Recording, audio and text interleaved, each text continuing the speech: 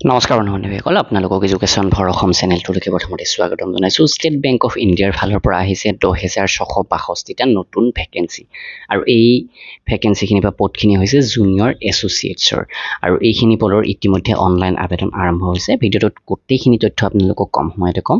পদখিনিৰ বাবে আবেদন কৰিবৰ বাবে শিক্ষা কি লাগিব, বয়সৰ সময়সীমা কেনেকুৱা বা এক্সাম কেতিয়ালৈকে হ'ব পাৰে, আহক ভিডিঅ'টো আৰম্ভ কৰোঁ। তো এই 10,662টা যি পোষ্ট আছে, এই পোষ্টখিনি দুটা কেটেগৰীত ভাগ কৰি দিয়া হৈছে। তো এটা হৈছে ৰেগুলাৰ ভেকেঞ্চি আৰু এটা বেকলগ ভেকেঞ্চি।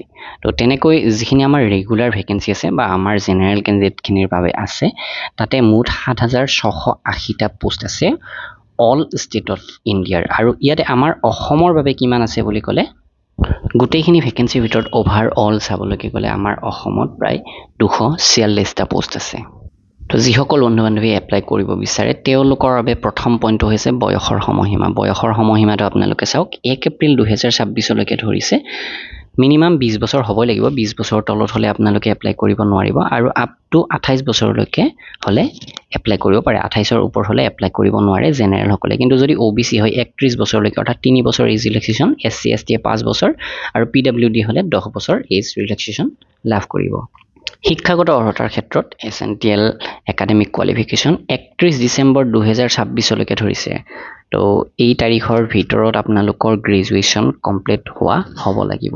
চাওক, 31 ডিচেম্বৰ 2026 যিহেতু ধৰিছে, তো এতিয়া আপোনালোকৰ ধৰি লওক গ্ৰেজুৱেশ্যন কমপ্লিট হোৱা নাই বা ফাইনেল এক্সাম অনুষ্ঠিত হোৱা নাই, তো তেনেকুৱা কেণ্ডিডেটেও ইয়াতে এপ্লাই কৰিব পাৰিব। কাৰণ 31 ডিচেম্বৰ 2026ৰ আগত আপোনালোকৰ ফাইনেল ৰিজাল্ট আহিব।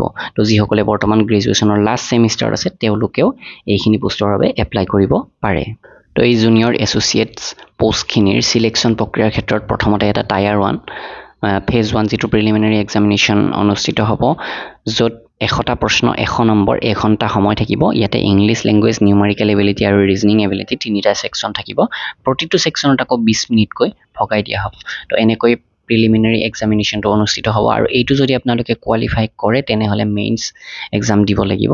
তো এইটো ফেজ 2ৰ মেইন এক্সামিনেশ্যনৰ ক্ষেত্ৰত ইয়াতে চিলেবাছটো এনেকৈ দিছে: জেনেৰেল এণ্ড ফাইনেন্সিয়েল এৱেৰনেছ 50টা প্ৰশ্ন, 50 নম্বৰ, 35 মিনিট সময় থাকিব। জেনেৰেল ইংলিছৰ 40টা প্ৰশ্ন, 40 নম্বৰ আৰু 35 মিনিট সময়।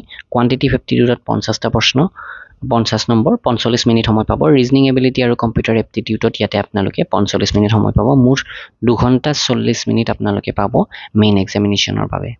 আৰু আপোনালোকৰ মিডিয়াম অফ এক্সাম চাওক, আমাৰ অসমত ইংলিছ, হিন্দী, আছামিজ, বেংগলী 4টা লেংগুৱেজত আপোনালোকে এক্সামৰ প্ৰশ্নবিলাক পাব পাৰে। এপ্লাই কৰোঁতে আপোনালোকে সেইমতে চিলেক্ট কৰিব লাগিব। তো যদি অসমীয়া মাধ্যমত বিচাৰে আপোনালোকৰ প্ৰশ্নবিলাক, তেনেহ'লে অসমীয়াটো এপ্লাই কৰোঁতে দি দিব।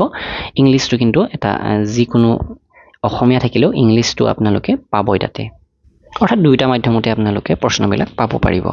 তো 11 আগষ্টৰ পৰা এপ্লাই আৰম্ভ হৈছে আৰু আপোনালোকে 31 আগষ্টলৈকে এপ্লাই কৰিব পাৰিব। আৰু যিখিনি ৰেগুলাৰ ভেকেঞ্চি, সেই ৰেগুলাৰ ভেকেঞ্চিৰ যিটো প্ৰথম প্ৰিলিমিনাৰী এক্সামিনেশ্যন সেইটো অনুষ্ঠিত হ'ব ছেপ্টেম্বৰ 2026ত আৰু মেইন এক্সামিনেশ্যনটো নৱেম্বৰ 2026ত অনুষ্ঠিত হ'ব আৰু 2027 জানুৱাৰী ফেব্ৰুৱাৰীৰ ভিতৰত আপোনালোকে পষ্টিং পাই যাব।